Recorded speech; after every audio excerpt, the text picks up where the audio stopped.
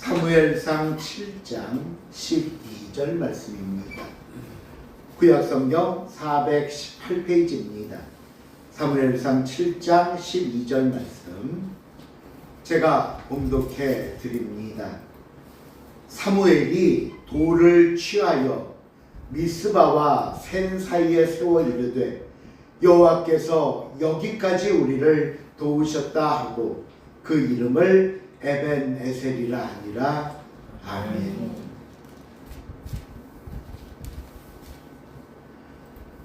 오늘은 2025년 마지막 주일입니다.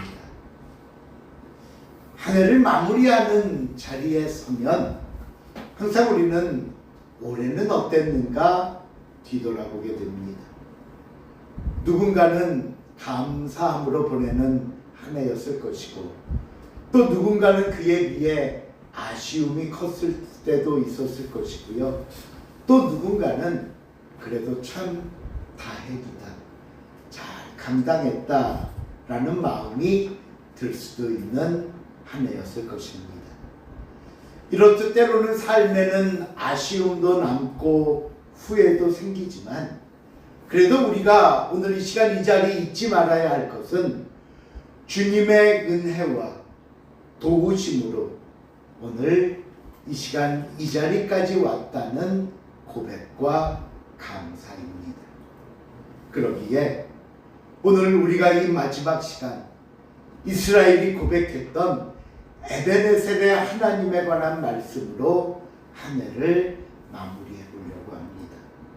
먼저 오늘 본문 12절 말씀을 다시 한번 다 같이 읽어보겠습니다. 사무엘이 시작. 사무엘이 돌을 취하여 미스바와 센 사이에 세워 이르되 여호와께서 여기까지 우리를 도우셨다 하고 그 이름을 에벤에셀이라 하니라.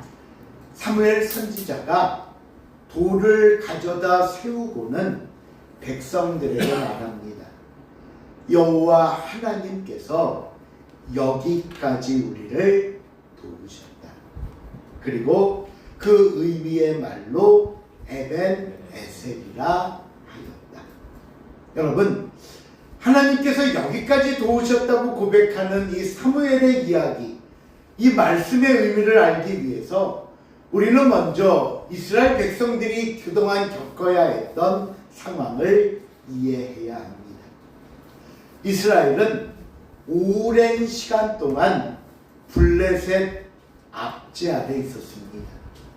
한때는 블레셋을 이겨보겠다고 전쟁터에 법궤까지 들고 나갔지만 결과는 4만 명의 죽음을 보게 되었고 그 갖고 나갔던 거룩한 법궤마저 빼앗겨 블레셋 다곤 신상 앞에 놓이는 수모를 겪기도 했습니다. 이후 법궤를 다시 찾아오기는 했지만 곧바로 성전으로 들어오지 못하고 기랏 여아림에 두고는 20년의 세월을 보내야만 했습니다. 그때 사무엘은 우리가 더 이상 이렇게 살 수는 없다, 더 이상 이렇게 지체할 수 없음을 깨닫고는 이스라엘 백성들을 미스바라는 장소에 모이게 합니다. 지금 우리가 겪고 있는 이 어려움, 이 난관을 극복할 수 있는 방법은 우리가 모여 회개하고 기도하는 방법뿐이다. 영적인 각성을 선포하면서 이스라엘 백성들이 모였는데 이때 어떤 일이 일어났는가 하면요, 이들이 미스바의 한 곳에 모였다는 소식이 블레셋에게는 더없이 좋은 기회로 여겨졌던 겁니다. 아니, 왜 이스라엘이 기도하러 모였는데 적군인 블레셋에게 좋은 기회였냐 하면 생각해 보십시오. 이제 블레셋 입장에서는 이스라엘을 공격하고 무너뜨려야 하는데 이들이 한 곳에 모여 있으니 이스라엘 지역 여러 곳을 다니면서 힘들게 싸울 필요 없이 백성들이 모여있는 미스바 한 곳만 쳐서 승리하면 이 전쟁을 마무리할 수 있기 때문입니다. 그러니 생각을 바꾸어 보면 여러분, 지금 이스라엘 백성들은요, 죄 짓고 있는 것도 아니고 기도하러 모였습니다. 제사하고 예배드리고 있습니다. 그런데 상황이 뭔가 좀 풀어지거나 상황이 조금 더 나아지는 것이 아니라 오히려 이렇게 기도하러 모인 이 상황이 블레셋에게, 적에게 좋은 기회가 되었다는 겁니다. 그러니 당연히 원망이 나오지 않겠습니까? 야, 누가 기도하자고 한 거야? 지금 한가롭게 예배드릴 때야? 지금 한가롭게 모여 금식할 때야? 온갖 불평과 불만이 쏟아져 나오고 사무엘 선지자를 향해, 아니 더 정확히 말하면 자신들을 이런 어려움 속에 두고 돕지 않는 하나님을 향한 원망이 쏟아져 나오게 되는 겁니다. 그런데요, 문제는 불평, 불만이나 원망이 아니었습니다.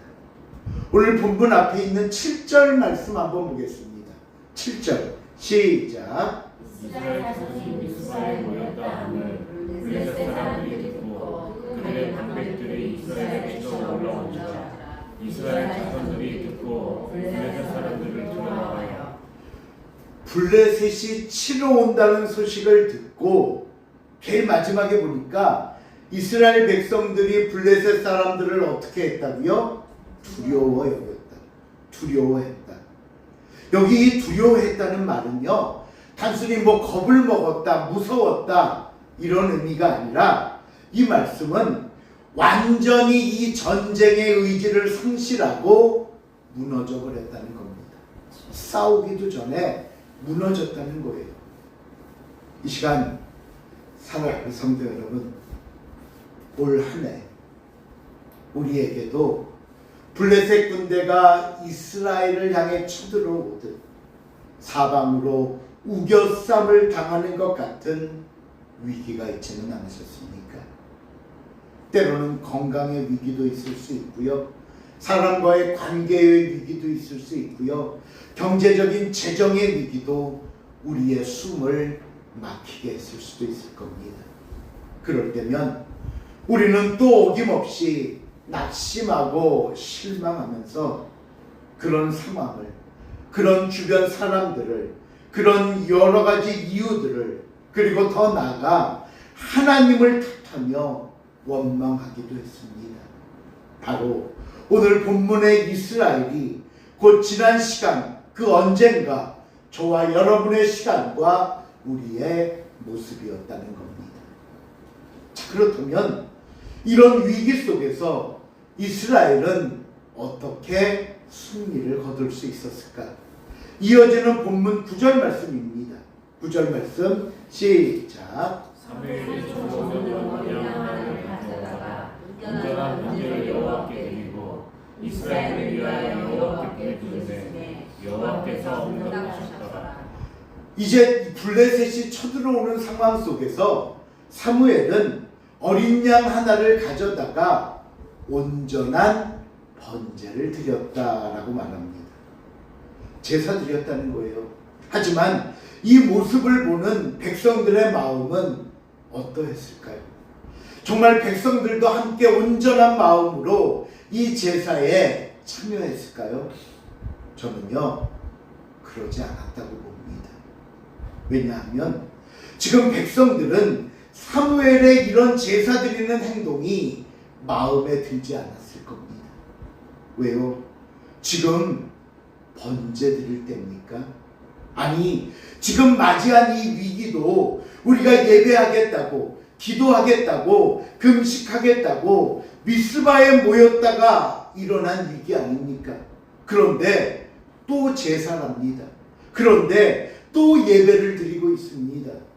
그러니 점점 더 큰 문제와 걱정이 백성들 앞에 놓이기 시작했다는 거예요. 그래서 10절 제일 앞부분에 보면 뭐라고 말씀하냐면, 사무엘이 번제 드릴 때 블레셋 사람들이 이스라엘과 싸우려고 어떻게 가까이 오네. 아니, 번제 드리고 있는데 블레셋 사람들이 그 시간만큼 조금씩 더 가까이 옵니다. 지금은요, 누가 봐도 사무엘이 정신 차리지 못하고 뭔가 대책도 세우지 않고 잘못하고 있는 것처럼 보이는 상황입니다. 그런데요, 이런 상황에서 이런 생각은 이스라엘 백성들만의 생각이 아니었습니다. 종종 우리도, 종종 저와 여러분도 이런 생각을 압니다. 예배가 중요한지는 알지만 지금은 나가서 일해야 먹고 살 수 있습니다. 좀 더 벌고 조금 더 일한 뒤에 좀 나아지면 예배 나올게요. 기도해야 되는 거 알지만 지금은 내 발등에 떨어진 불이 더 급하니까 이 불부터 끄고 기도할게요. 여러분, 문제를 해결하고 문제의 도움을 받고 하나님의 은혜와 도움 가운데 그 문제를 해결하기 위해 예배드리고 기도해야 된다고 말하는데 문제 해결하고 나와서 예배하고 기도하겠답니다. 앞뒤가 안 맞잖아요.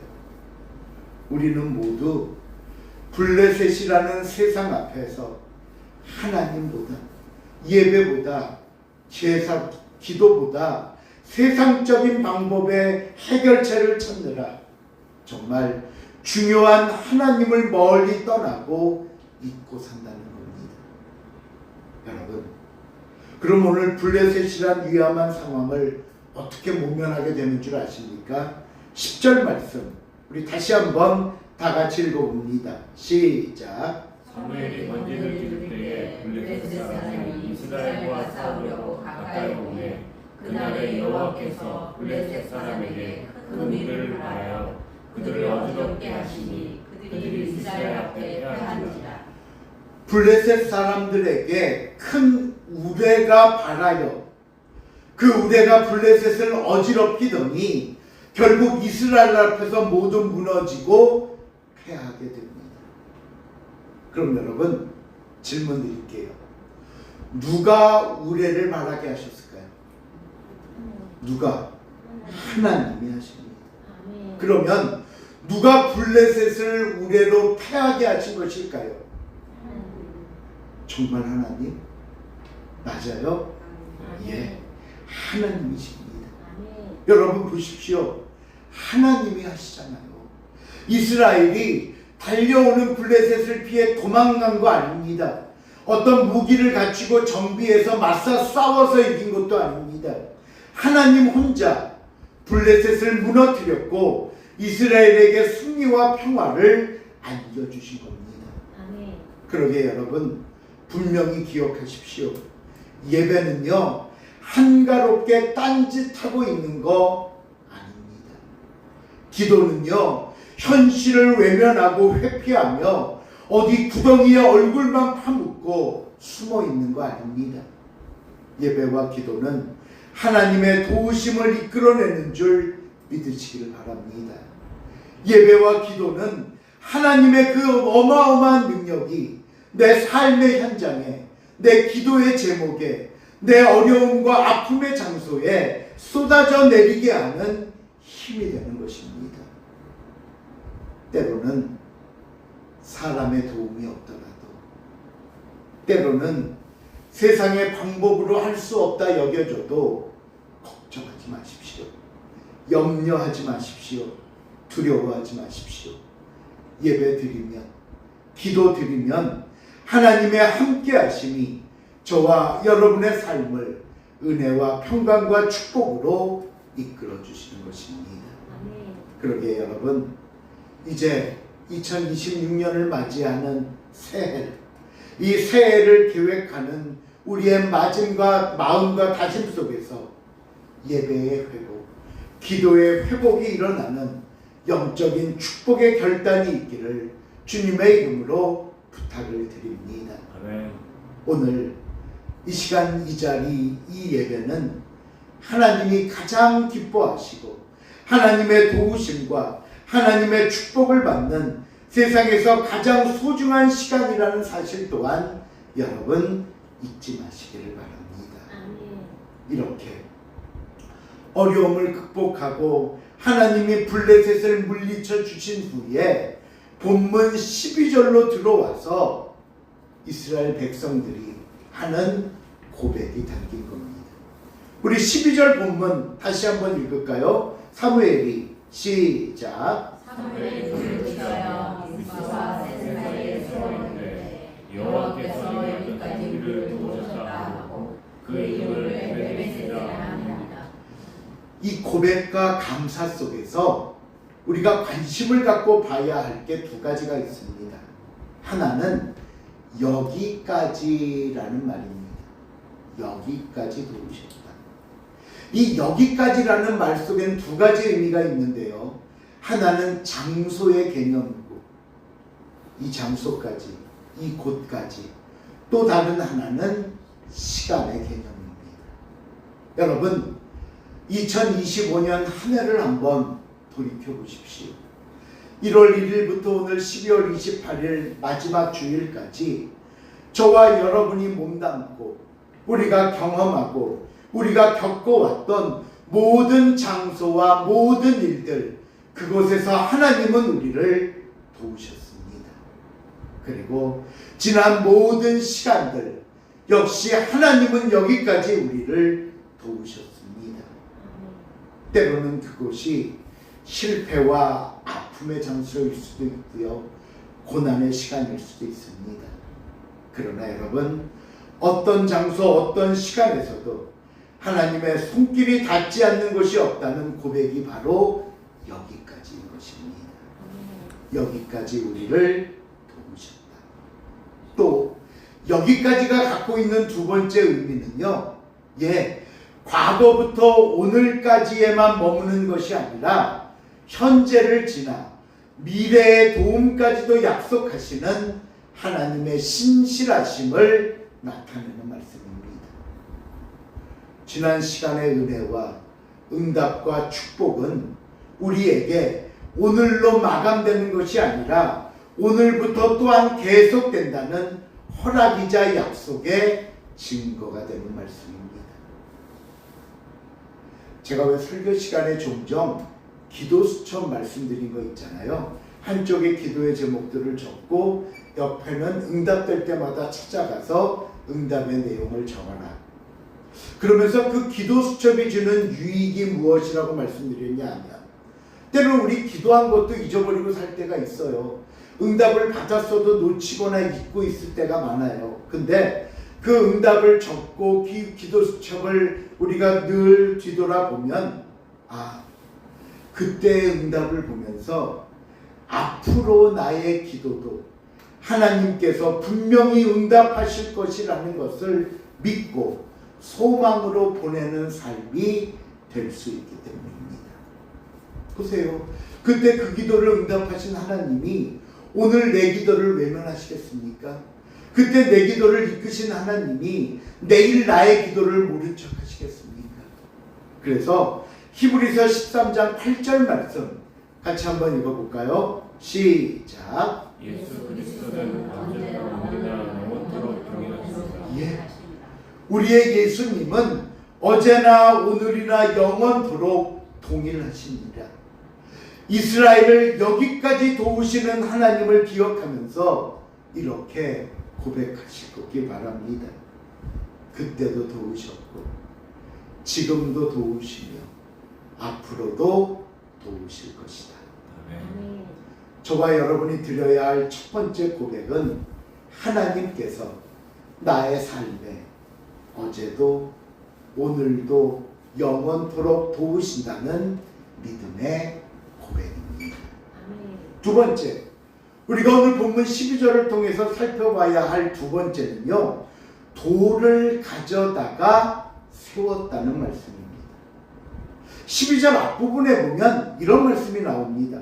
사무엘이 돌을 취하여 미스바와 센 사이에 세워 이르되. 여러분, 왜 돌을 가져다 세웠을까요?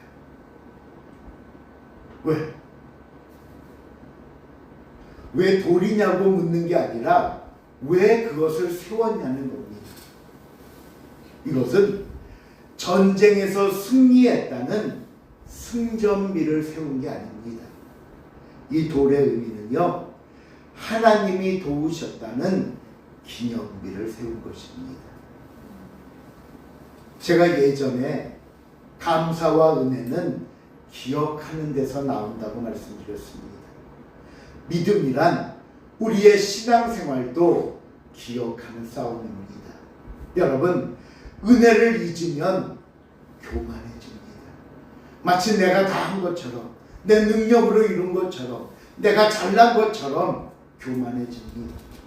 하나님이 주셨던 응답을 잊어버리면 다시 두려움에 빠져버립니다. 마치 하나님의 도우심이 없었던 것처럼, 하나님의 돌봄이 없었던 것처럼 느껴지기에 매번 우리는 문제 앞에서 두려워집니다. 그래서 사무엘은 돌을 세워놓고 그들의 눈에 보이게 했습니다. 왜요? 보고 무엇하라고? 기억하라고. 절대로 잊지 말라고. 왜? 기억해야만 감사가 있고, 기억해야만 기대와 소망을 가질 수 있고, 기억해야만 응답의 축복이 무엇인지 알 수 있기 때문입니다. 이제 우리의 2025년 한 해를 정리해 보려고 합니다. 올 한 해 뒤돌아보면 결코 쉽지 않았음을 고백할 수 있습니다. 때로는요, 계획대로 되지 않은 일들도 있습니다. 아니, 많습니다. 때로는요, 기도했지만 여전히 응답받지 못한 것처럼 느껴지는 순간들도 있습니다. 지치고 흔들려 왔던 신앙의 자리는 없으십니까? 우리 교회적으로도 마찬가지입니다. 때로는 올 한 해 열심히 했지만 눈에 띄는 변화가 없어 보이기도 합니다. 다음 세대를 생각하면 어떻게 하면 좋을지 마음이 무거워질 때도 있습니다. 때로는 점점 힘들어져만 가는 교회의 모습이 부담으로 다가올 때도 있습니다. 그러나 여러분, 한 가지 분명한 사실이 있습니다. 우리는 지금 이 자리에 함께 예배하고 있습니다. 이 사실 자체가 이미 에베네셀이 되는 것입니다. 연말이 되면요, 자꾸 우리는 계산하려고 합니다. 뭘 이루었고, 얼마나 성장했고, 얼마나 남았나. 하지만 에베네셀의 신앙은요, 성과를 말하자는 것이 아니라 은혜를 나누고자 하는 것입니다. 그러기에 우리는 하나님의 도우심으로 함께했던 과정들을 말할 수 있기를 바랍니다. 여러분, 힘들고 어렵지만 그래도 잘 버티고 계십니까? 예, 이것이 은혜입니다. 여러분, 때로는 답답하고 속상하지만 아직 포기하지 않으셨잖아요. 이것이 축복입니다. 끝까지 예배하고 기도하는 것, 그것이 신앙입니다. 성경은 우리에게 묻고 대답합니다.